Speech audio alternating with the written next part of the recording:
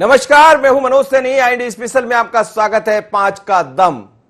लगभग पूरे देश में तस्वीरें साफ हो गई है। जिन 5 राज्यों में चुनाव हुए, कौन सी सरकार होगी तमिलनाडु में, कौन सी सरकार होगी केरला में, लेकिन मध्य प्रदेश की दमोह का क्या हुआ, उस पर भी हम बात करेंगे। लेकिन सबसे पहले समझेंगे कि आखिर देश के 5 राज्यों में जहां जहां चुनाव हुए हैं, बात तमिलनाडु की हो, केरला की हो, या फिर पश्चिम बंगाल की पौंडीचेरी या असम की, यहां हुआ क्या, किस तरह से तख्ता पलट हुआ। कुछ जगह जो सरकारें थी वो वापस आने में कामयाब रही है, लेकिन कहां चूक कर बैठी भारतीय जनता पार्टी। तो चलिए शुरुआत करते हैं कुछ बड़ी खबरों के साथ। तमिलनाडु में लगभग डीएमके की सरकार बनने जा रही है, यह बनना लगभग तय है। लेकिन केरला की जब हम बात करते हैं तो पी विजयन ने अपनी फिर से एक बार यह कहा जाए कि जीत की तरफ वो बढ़े हैं। इसी तरह हम टीएमसी की जब बात करते हैं तो यह भी नजर आ रहा है कि टीएमसी यानी पहले जितनी सीटें मिली थी उससे कहीं ज्यादा बेहतर प्रदर्शन किया है। तमाम भारतीय जनता पार्टी ने पूरा जोर लगाया बावजूद इसके। लेकिन देखिए टीवी स्क्रीन पर एक सबसे बड़ी ब्रेकिंग के साथ हम आगे बढ़ते हैं। देखिए,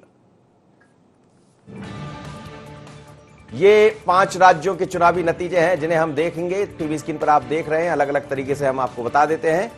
केरल में पी विजयन ने अपनी सरकार बचाने में कामयाब दिखाई दे रहे हैं और पौंडीचेरी में एनडीए ने वापसी कर ली है। मतलब एनडीए की सरकार, वापसी तो नहीं कहेंगे, सरकार बनाने जा रही है। तमिलनाडु में डीएमके की सरकार बनना लगभग तय हो गया है। तस्वीरें बिल्कुल एकदम साफ है। और यदि असम में बीजेपी ने अपना जादू बरकरार रखा है, यानी एनआरसी और तमाम सारे मुद्दे नहीं चल पाए, दक्षिण में बीजेपी का क्या भाग्योदय हो गया है, ये बड़ी बात है। लेकिन पश्चिम बंगाल में जिस तरह की स्थितियां बनी है, पीएम मोदी की लोकप्रियता पर क्या कुछ जगह मोहर लगी है। लेकिन पश्चिम बंगाल की जब बात सामने आती है तो लगता है मोदी की लहर नहीं चली, बल्कि जादू चला है ममता बनर्जी का। टीएमसी की डबल सेंचुरी वहां पर लग गई है और ये अपने आप में बड़ी उपलब्धि है। भारतीय जनता पार्टी 100 के नजदीक दिखाई दे रही है और अब ये तस्वीरें बिल्कुल एकदम साफ हो गई है कि आखिर क्या होगा। नहीं चल पाया बीजेपी का सोनार बांग्ला, खूब प्रयास किए, या फिर ममता के माटी मानुस पर लग गई है मोहर जनता की। तो समझते हैं, मेरे साथ तो 3 मेहमान जुड़ रहे हैं और हम एक समीक्षक तरीके से, समीक्षा की तरीके से समझेंगे कि आखिर कहां गड़बड़ हुई। ना इसमें बीजेपी है ना कांग्रेस है। मेरे साथ मध्य प्रदेश के 3 जिम्मेदार पत्रकार जुड़ रहे हैं, उनसे हम बात करेंगे। एक युवा ऐसे भी हैं जो लगातार बने रहे थे पश्चिम बंगाल में, उन्होंने वहां बड़े नजदीक से देखा। दीपक तिवारी हमारे सहयोगी हैं, उनसे भी हम बात करेंगे। तो मेरे साथ जुड़ रहे हैं संदीप पौराणिक जी हैं, प्रकाश हिंदुस्तानी जी हैं। आप सभी मेहमानों का बहुत स्वागत है। प्रकाश जी, आपसे ही शुरुआत कर लेते हैं। क्या देख रहे हैं, ये जो तस्वीरें हैं लगभग साफ हो गई है। असम में भारतीय जनता पार्टी ने वापसी कर ली है। पश्चिम बंगाल की जब हम बात करते हैं तो टीएमसी की वापसी हुई, लेकिन बड़ी जोरदार वापसी हुई है। सारी मेहनत रखी रह गई, सारी रणनीति फैल हो गई भारतीय जनता पार्टी की। डीएमके तमिलनाडु में दिखाई दे रही है और पौंडीचेरी में एक नया उदय हो गया है भारतीय जनता पार्टी यानी एनडीए का। लेकिन सवाल यह है कि ये जो इतनी बड़ी जीत की तरफ ममता बनर्जी बढ़ गई, ये कहां आपको लगता है, क्या ऐसी रणनीति रही? भारतीय जनता पार्टी की रणनीति फैल हो गई लेकिन ममता की रणनीति काम आ गई। मनोज जी, वैसे तो चुनाव 5 राज्यों में थे, लेकिन सबसे ज्यादा चर्चा बंगाल को लेकर थी। पश्चिम बंगाल में जो कुछ हुआ वो कल्पनातीत है, किसी ने सोचा नहीं था। मुझे लगता है कि ममता बनर्जी का खेला होने के पीछे पहला और सबसे बड़ा कारण यह है कि चुनाव आयोग ने, पता नहीं स्वयं के फैसला था या किसी के इशारे पर था, जो 8 चरणों में चुनाव का फैसला हुआ वो बीजेपी के लिए पक्ष में नहीं गया। अगर ये चुनाव 2 या 3 चरणों में होते तो शुरुआत के दौर में जो बीजेपी का जादू चल रहा था, लगता है कि वो चल जाता। अभी एक एक सीट का नतीजा आना बाकी है। पता चलेगा कि जहां पहले मतदान हुआ वहां कौन सी पार्टी जीती, कितने वोटों से जीती। ये अभी एक एक सीट का आने में, विवरण पढ़ने में, आने में थोड़ा समय लगेगा।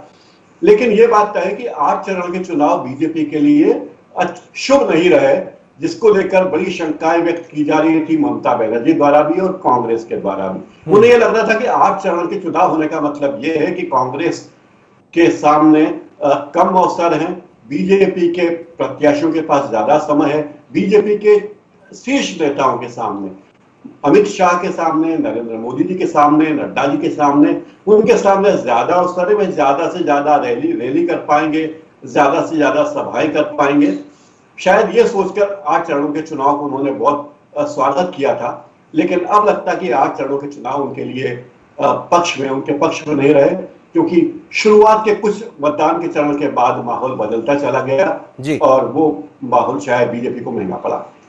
जी बिल्कुल आप ठीक कह रहे हैं सर। और चलिए लगातार वह निगाह बना के रखे हैं। दीपक वहीं रहे हैं, दीपक तिवारी मेरे साथ जुड़े हमारे सहयोगी है। दीपक जी, किस तरह देख रहे हैं पश्चिम बंगाल में? हालांकि जब शुरुआती दौर में हम लोग की चर्चा हुआ करती थी तो ऐसी उम्मीदें भी नहीं थी कि एकदम सफाया हो जाएगा। हालांकि भारतीय जनता पार्टी ने यदि पुराने उसके टिकटों को, सीटों को हम देखें तो उसमें कामयाबी हासिल की है कि वहां उन्होंने अपना एक प्रवेश किया है। लेकिन जब लोकसभा से जोड़ते हैं तो फिर समझ आता है कि कुछ भी नहीं मिल पाया भारतीय जनता पार्टी को। आपने बड़े नजदीक से वहां चुनाव को देखा है, क्या कैसा जादू चला ममता बनर्जी का? क्या ऐसी खास कर बैठी ममता बनर्जी कि बीजेपी की सारी रणनीति फैल हुई? देखिए, मैं कुछ आंकड़े रखना चाहूंगा मनोज जी यहाँ पर। जी, आंकड़े इसलिए भी रखना चाहूंगा कि जो ममता का मूलभूत जो वोटर था, माइनॉरिटी, ममता बनर्जी ने पूरी तरीके से माइनॉरिटी को लुभाने का जो काम किया, उसको उन्होंने जो पकड़ बनाई, उस पकड़ को बिल्कुल भी छूटने नहीं दिया। बल्कि ओवैसी भी वहां पर पहुंचे, वहां पर कांग्रेस और सीपीएम भी थी, उसके बावजूद भी वहां पर ममता बनर्जी को माइनॉरिटी का पूरा वोट मिला। और सबसे बड़ी बात कि दूसरा उनका जो प्लस पॉइंट रहा वो रहा उनका इमोशनल कार्ड जो उन्होंने खेला। इमोशनल कार्ड ऐसे कि चोट लगने के बाद व्हील चेयर पर गई। व्हील चेयर पे काफी सारे कमेंट भी हुए, आपने देखा होगा, सभी नेताओं ने किए, व्हील चेयर पे पहुंचे, आरोप प्रत्यारोप भी जारी हुए। उसके बाद उनको उसका भी फायदा मिला, इमोशनल कार्ड का भी फायदा मिला। तीसरी बात मैं ये बताना चाहूंगा कि जो भाजपा ने 5 जोनों पर पश्चिम बंगाल को डिवाइड किया। 5 जोन में अगर बात की जाए, राजभवन जोन था, कोलकाता था, कलकत्ता, बंगाल उत्तर था, मिदनीपुर का पूरा मामला था, और उसके बाद जो है आपका ये पूरा एरिया 5वां जोन जो है उन्होंने दक्षिण को कर दिया कि दक्षिण हम। जी चलिए, मुझे हेलो जी कहिएगा। जिस प्रकार से 4 जोन पर भाजपा का जादू नहीं चला, और अभी इससे पहले जो अभी भैया बात कर रहे थे कि जो 8 चरण का चुनाव था वो कहीं ना कहीं भाजपा के लिए दुखदाई साबित हुआ। निश्चित तौर पर 5 चरण तक सब कुछ ठीक था। हम जैसे ही 5वें चरण तक का प्रचार चल रहा था एकदम ओके था। 6वां, 7वां और 8वां जिस प्रकार से चरण आया और कोरोना संक्रमण ने भी जिस प्रकार से उछाल भारत में ली, कहीं ना कहीं उसका भी असर देखने को मिला।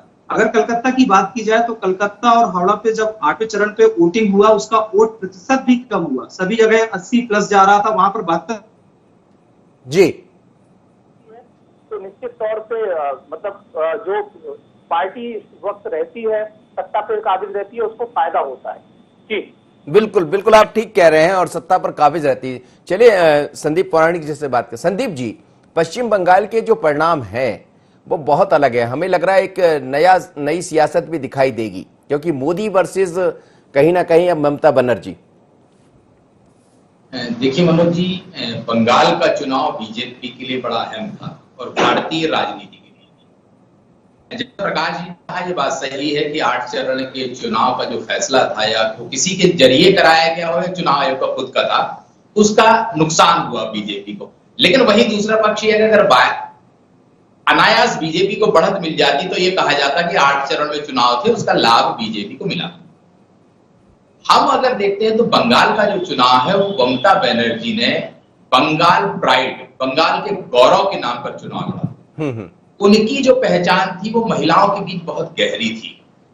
इस चुनाव में महिलाओं का भी जो वोटिंग परसेंट है 50 से ऊपर ही है। तो बात कुल मिलाकर के ये जाती है कि ममता बनर्जी ने अपनी बात महिलाओं के बीच बहुत बेहतर तरीके से पहुंचाई। जहां तक बात आ रही माइनॉरिटी की, तो ये बात सही है कि जहां भी बीजेपी जाती है वो वहां हिंदू मुस्लिम करने की कोशिश करती है, और इस चुनाव में भी हुआ। बंगाल में वो दांव थोड़ा सा उल्टा पड़ गया, ये हम कह सकते हैं। और इसी का नतीजा रहा कि ममता बनर्जी जिन चीजों को लेकर आगे चल रही थी उनमें वो सफल रही। जहां तक हम बंगाल के चुनाव की बात करते हैं, जब हम बंगाल के बाहर से बैठ के देखते हैं तो चुनाव हमें कुछ और नजर आता है। हम जो और उत्तर भारतीय हैं, दीगर इलाकों के लोग हैं, वो बीजेपी के प्रचार तंत्र को देख के अनुमान लगाते हैं कि वहां भी चुनाव मध्य प्रदेश, उत्तर प्रदेश, बिहार, गुजरात की तर्ज पर हिंदू मुस्लिम हो जाएगा। मगर बंगाल की परिस्थितियां कुछ अलग है। बंगाल के बारे में यह है कि वहां का जो मतदाता है वो फैसले थोड़ा सा सोच समझ के करता है। यहां तक कहा जाता है, जो मैं अपने मित्रों से बात करता हूं, कि बंगाल में चुनाव पति हो सकता है किसी और पार्टी को वोट दे और पत्नी किसी और पार्टी को। जी जी। वहां की महिला थोड़ा सा बोल्ड है अपने फैसले लेने के मामले में। और मुझे ऐसा लगता है कि ममता बनर्जी ने वो भाव महिलाओं में जगाया। इससे बड़ा बोल्डनेस क्या होगा? ममता बनर्जी दिख रही है इस समय, तो मुझे लग रहा है देश की सबसे बोल्ड महिला के रूप में उभर कर सामने आ गई। स्वाभाविक सी बात है। आप ये मान के चलिए मनोज जी कि आने वाले समय का विपक्ष का बड़ा चेहरा होगी ममता बनर्जी। अगर ये नए रूप में आए और बंगाल टाइगर के तौर पर अगर देश में एक नई पहचान बनाए तो अचरज नहीं होगा। क्योंकि हम जब देखते हैं तो जितने भी रीजनल लीडर्स हैं, चाहे हम उड़ीसा चले जाते हैं तो नवीन पटनायक को देखते हैं, चाहे बिहार जाते हैं तो नीतीश कुमार को देखें और नेताओं को देखें, दिल्ली में केजरीवाल को देखें, लेकिन ममता बनर्जी की जो बोल्डनेस है और एक अलग तरह की पहचान है देश में, क्योंकि उन्होंने कांग्रेस में रहते हुए बगावत की, पार्टी तोड़ी और बंगाल में वो सत्ता में आई जी। तो उन्होंने अपनी ताकत दिखाई है। और इस दौर में जो चुनाव हुआ है बंगाल का, उस चुनाव में पूरी बीजेपी पूरी ताकत से बंगाल में लड़ी, मगर ममता को मात नहीं दे पाई। बिल्कुल आप सही कह रहे हैं। और यही प्रकाश जी मैं आपसे भी समझना चाह रहा था, जो ममता जी की बोल्डनेस नजर आई है पश्चिम बंगाल में, क्या ये आने वाले दिनों में एक नया उदय दिखाई देगा? खासकर क्योंकि वो हमने देखा एक दौर ऐसा भी आया जब ममता बनर्जी अपने मंच से बोल रही थी कि आ जाइए, ये समय है कि हम लोकतंत्र को बचा लें, सभी से वो आह्वान कर रही थी। हमें लगता वो आह्वान भी उनका काम आया। और अब एक ऐसा चेहरा जरूर मोदी जी के सामने दिखाई देगा जो सीधी बात कर पाएगा, क्योंकि वो कह रही थी कि यहां से निकलकर मेरी नजर दिल्ली पर है। नजर दिल्ली पर है, पहले भी उनकी नजर दिल्ली पर रही है, केंद्र में मंत्री थी तब भी है। और जब अटल बिहारी वाजपेयी के प्रधानमंत्रित्व में वे उनसे रूठ गई थी और अटल जी उनसे मिलने के लिए उनके घर गए थे, उनकी मां से मिले थे, तब भी उन्होंने कहा था कि आपकी बेटी बहुत, अटल जी ने कहा था ममता की मां से कि आपकी बिटिया बहुत जिद्दी है। तो ये अटल बिहारी वाजपेयी का स्टाइल था, लेकिन उसके अर्थ को आप समझे तो यही है कि ममता बनर्जी एक हद तक अपनी बात पर अड़ी रहने वाली महिला है। इस चुनाव में मथुआ मतदाताओं का काफी प्रभाव रहा, जो अपेक्षा बीजेपी को थी वो पूरी नहीं हुई। माइनॉरिटीज को लेकर माइनॉरिटीज एक साथ हो गई, और जो खतरा अब लोगों को लगता है, बीजेपी को, नेताओं को भी लगता है कि भविष्य में बांग्लादेश से आने वाले लोगों को और प्रश्रय मिलेगा, रोहिंग्यास को प्रश्रय मिलेगा, एक समानांतर वोट बैंक बनाने की कोशिश ममता बनर्जी कर सकती हैं, इस पर भी चिंता है। एक और बात ये है मनोज जी कि पूरे बंगाल में जो सीटें कांग्रेस की थी या वाम मोर्चे की थी, वो सारी सीटें जाकर बीजेपी के पास चली गई। तो ऐसा लगता है कि विचारधारा ध्वस्त हो गई है और केंद्र सरकार या हिंदी भाषी पट्टी और बांग्ला पट्टी की तरफ विवाद हुआ है, मतदाताओं में विभाजन हुआ है। तो अचरज की बात है कि वो विचारधारा जो वामपंथियों के साथ थी, कांग्रेस के साथ थी, वो सीधी की सीधी थोक के भाव बीजेपी में चली गई। तो ये वो वामपंथियों का इसमें पूरा सफाया हो गया इस चुनाव में, बिल्कुल बचे नहीं है, विचारधारा भी नहीं बची और न उनकी ताकत बची है। तो कुल मिलाकर बंगाल में, पश्चिम बंगाल में दो ही दल दिखते हैं, तृणमूल और भारतीय जनता पार्टी। मतलब भारतीय जनता पार्टी कम से कम ये कर दिखाने में वहां सफल कही जाएगी कि अब यदि वहां चर्चा होगी तो भारतीय जनता पार्टी और टीएमसी की होगी। बिल्कुल जी। दीपक, मैं आपसे यही बात समझना चाह रहा था। आप कह रहे थे, आप हावड़ा और बाकी क्षेत्रों का जिक्र कर रहे थे कि वहां माइनॉरिटी कहीं काम कर गई, लेकिन जब जो वहां के प्रभारी थे कैलाश विजयवर्गीय, 2-3 दिन पहले भी उनसे बात हो रही थी, तो वो कह रहे थे कि हम कंफर्टेबल, जिस 8वें चरण तक की जो बात कर रहे थे, वो कह रहे थे कि हम अंतिम चरण में बहुत अच्छा परफॉर्मेंस कर पाएंगे, ऐसा उनका विश्वास था। तो क्या ये ऐसा कहा जा सकता है कि अत्यधिक विश्वास हो गया था, या कहीं अपनी जो रणनीति थी उसमें वो समझ नहीं पा रहे थे? आप नजदीक से देख रहे थे, हम ये भी देख रहे हैं कि जहां नरोत्तम मिश्रा जिस क्षेत्र में गए थे वहां से काफी कुछ अच्छा एक ये कहा जाए भारतीय जनता पार्टी ने हासिल किया है। तो क्या हिंदुत्व का जो वोट है उसको लेने में आप सफल रहे कुछ स्थानों पर, लेकिन जो माइनॉरिटी है और बाकी चीजें हैं वो एक अलग तरह से असर कर गई? निश्चित तौर पे मनोज, मैं आपको बता दूं कि उत्तरी बंगाल और राढबंग जोन, यहाँ पर भाजपा का जो प्रदर्शन था वो ठीक ठाक था या कहें काबिले तारीफ था। और अगर वहीं बात करें नवदीप, मेदिनीपुर और कोलकाता हावड़ा की, वहां पर भाजपा का जो प्रदर्शन था बेहद खराब था। और चूंकि आप ही बता रहे, कैलाश विजयवर्गीय ने कुछ दिन पहले बोला भी, 2 दिन पहले सॉरी, कि हम आसानी से वहां पर जो है अपनी सीटें निकाल लेंगे, लेकिन वहां पर सीटें क्यों नहीं निकली, उसके 3 कारण है। चूंकि टीएमसी से जब इतने सारे कार्यकर्ता भाजपा पे आते हैं, और चूंकि कोलकाता हावड़ा की बात की जाए तो लगातार टीएमसी के विधायक हों, पार्षद हों, भाजपा की सदस्यता ग्रहण करा रहे थे लगातार, कहीं ना कहीं ये भी एक स्ट्रेटजी थी जो भाजपा समझ नहीं पाई। कलकत्ता और हावड़ा में ये स्ट्रेटजी समझ नहीं पाए कि वो जो पार्षद और विधायक या कहें छोटे लेवल का कार्यकर्ता, उपाध्यक्ष जो टीएमसी से टूटकर भाजपा में आ रहा था, कहीं ना कहीं ये भी एक प्लानिंग का हिस्सा थी, टीएमसी की प्लानिंग का हिस्सा थी। इसीलिए ममता बनर्जी का आपने बॉडी लैंग्वेज भी देखी होगी, अभी 3-4 दिनों से पहले बिल्कुल कंफर्टेबल वो घूम रही थी, कंफर्टेबल सबसे बोल रही थी कि खेला हो गया है। और भाजपा कहीं ना कहीं उस स्ट्रेटजी को नहीं समझ पाई, और भाजपा ने जो सोच रखा था कि यहाँ पर सीपीएम और कांग्रेस अपना प्रचार करेंगी, दम लगाएंगी, कांग्रेस ने अपना दमखम नहीं दिखाया। क्योंकि हो सकता है कांग्रेस की ये विचारधारा रही कि किसी भी तरीके से हमें भाजपा को रोकना है, लेकिन इससे कांग्रेस को एक बहुत बड़ा नुकसान। कांग्रेस का जनाधार जो पश्चिम बंगाल में था, करीबन 28% जनाधार था कांग्रेस था, वो पूरी तरीके से खिसक के 8% पे आ गया। ये सबसे बड़ी बात है कि कांग्रेस का जनाधार भी गया, सीपीएम का भी जनाधार चला गया। वहां अब सीधी टक्कर टीएमसी और भाजपा के बीच रह गई, और एक अच्छे विपक्ष के रूप में भाजपा बैठेगी। और अभी आपने जो जिक्र राढबंग जोन की मैं आपको बता दूं, राढबंग जोन में चूंकि भाजपा के लिए एक भी कार्यकर्ता झंडा उठाने को तैयार नहीं था। 6 महीने पहले की बात करता हूँ, तब नवीन जी ने मुझे बोला था कि आप जा रहे हो वहां पश्चिम बंगाल, तो थोड़ा सा सभी जोन का मतलब सभी जोन में घूमना, और इनिशियल लेवल पे मतलब किसान से लेकर मजदूर लेवल या ग्रामीण क्षेत्रों पर घूमकर देखना स्थिति क्या है, क्या किसान आंदोलन वहां पर भी मतलब भाजपा को दिक्कत करेगा।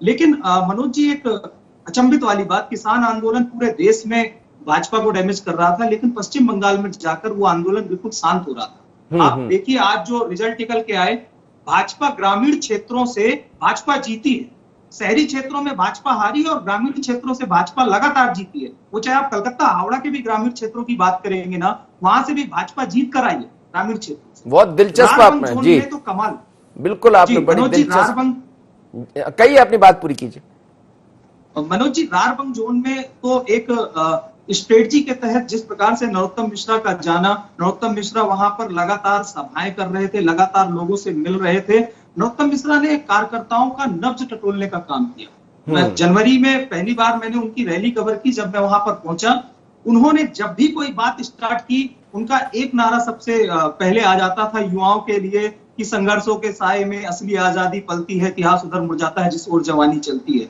तो कार्यकर्ताओं को, युवाओं को वो इस प्रकार से अपने साथ जोड़ रहे थे। टीएमसी का कार्यकर्ता भी उनसे प्रभावित हो रहा था, और कहीं ना कहीं नरोत्तम मिश्रा ने वहां पर एक दिशा निर्धारित कर दी कि भाजपा राष्ट्र हित की दिशा में बह रही है, और लगातार टीएमसी खैर मुद्दा तो वहां पर राष्ट्रहित का, राष्ट्रवाद के नाम पर तो भारतीय जनता पार्टी चुनाव लड़ी रही थी, बिल्कुल आप ठीक कह रहे हैं। लेकिन कुछ क्षेत्रों में जहां जिनको जिम्मेदारी सौंपी वो उसको निभाने में बड़े कामयाब रहे, क्योंकि वो रिजल्ट कह रहा है। संदीप पौराणिक जी में 6 की 6 विधानसभा जीत गए, वो बड़ी बात, विष्णुपुर की 6 की 6 विधानसभा जीतना, और विष्णुपुर वही क्षेत्र है जहां पर इन्होंने परिवर्तन रैली का आगाज किया था जेपी नड्डा जी के साथ में, जहां पर नरोत्तम मिश्रा ने स्टेज से खड़े होकर शंखनाद किया था। वहां की 6 की 6 विधानसभा का जीतना ये बड़ा महत्वपूर्ण है। ये मध्य प्रदेश की सियासत में भी बड़ा महत्वपूर्ण है, चर्चा का विषय बनेगा। संदीप पौराणिक जी मेरे साथ जुड़े। संदीप जी, पश्चिम बंगाल हम सबके लिए इसलिए भी महत्वपूर्ण है क्योंकि वहां की जिम्मेदारी मध्य प्रदेश के नेताओं के हाथ में थी। कैलाश विजयवर्गीय जी करीब 6.5 साल से वहां लगे हुए थे, और 2-3 दिन पहले वो भी कह रहे थे, जिसका आप भी जिक्र कर रहे थे, कि हम 200 के लगभग पहुंच जाएंगे। लेकिन जो पहले 200 पार की बात हो रही थी, वो जैसे ही पूर्वानुमान एग्जिट पोल आए तो उसके बाद वो भाषा बदल गई थी। पर कहां कौन सी ऐसी बात है जिसको वो नहीं समझ पाए? आ रहा हूं दीपक जी आपके पास। संदीप जी, देखिए मनोज जी, राजनीति राजनेताओं का खेल है। हम पत्रकार हैं जिसे दूर से देखते हैं जी। कई बार हमारी जो जमावट होती है वो लगती हमें बहुत ताकतवर है, बहुत ताकतवर लोग नजर आते हैं, लेकिन मैदान में वैसा नहीं हो पाता। ये बात बिल्कुल सही है कि मध्य प्रदेश के नेताओं ने वहां जाके मेहनत की और जिन जिन इलाकों की जिम्मेदारी उनके पास थी वहां के नतीजे बेहतर आए हैं, ये बिल्कुल सही है।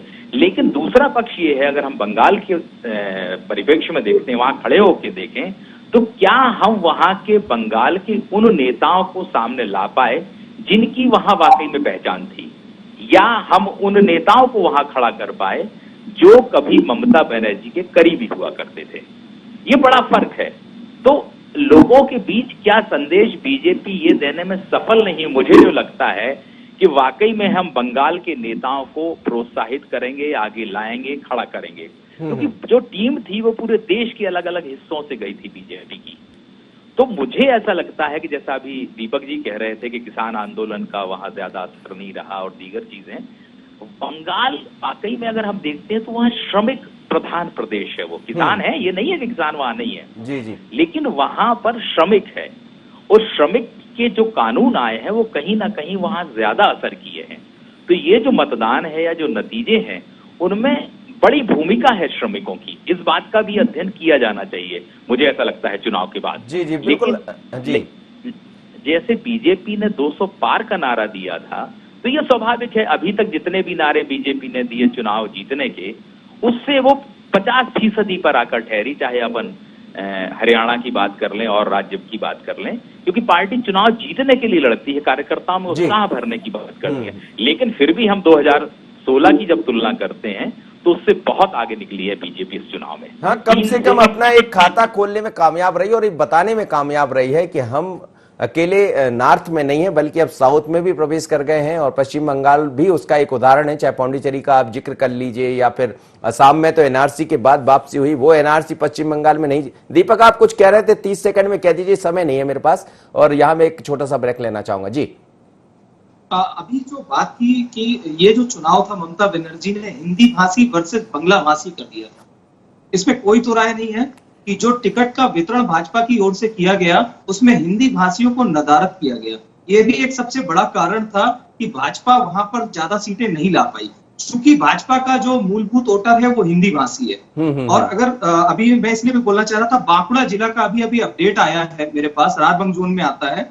बांकुड़ा जिले में 5 सीटें भाजपा जीत गई है, 7 में से 5 सीटें भाजपा के खाते में आ चुकी है, और पुरुलिया जिले में 9 विधानसभा सीटें आती हैं जिसमें भाजपा 4 सीटें जीत। चलिए, बड़ी अच्छी बात आपने कही है, और यही समझना पड़ेगा। दरअसल जो रणनीति थी वो भारतीय जनता पार्टी की यही थी कि पश्चिम बंगाल में पहुंचकर हम एक, यदि सरकार तक वहां पहुंचते, जितनी तैयारियां थी, लेकिन लगता है कि ममता बनर्जी को भांपने में कामयाब नहीं हुई, और बंगला वर्सेस जो हिंदुत्व की बात कही जा रही वो बात बहुत ज्यादा चल नहीं पाया, और ममता बनर्जी अपनी रणनीति में सफल हो गई। पहली दफा है कि ममता बनर्जी को आपने कई रूप में देखा, उनके पैर में चोट लगी तो उन्होंने उसको भी मुद्दा बना लिया। आपने ये भी देखा कि जब उनको चुनाव लड़ने के लिए जाना पड़ा तो वहां जाकर उन्होंने एक बड़ा मैसेज दे दिया, और तो ये अपने आप में एक बड़ा मैसेज है। लेकिन मध्य प्रदेश ही नहीं, देश की राजनीति में ये बड़ा महत्वपूर्ण चुनाव था, क्योंकि मध्य प्रदेश के नेता भी वहां पहुंचे थे, तो चर्चा मध्य प्रदेश की हो ही जाती है। लेकिन ये मानकर चलिएगा कि आने वाले दिनों में एक अलग तरह की सियासत जरूर दिखाई देगी।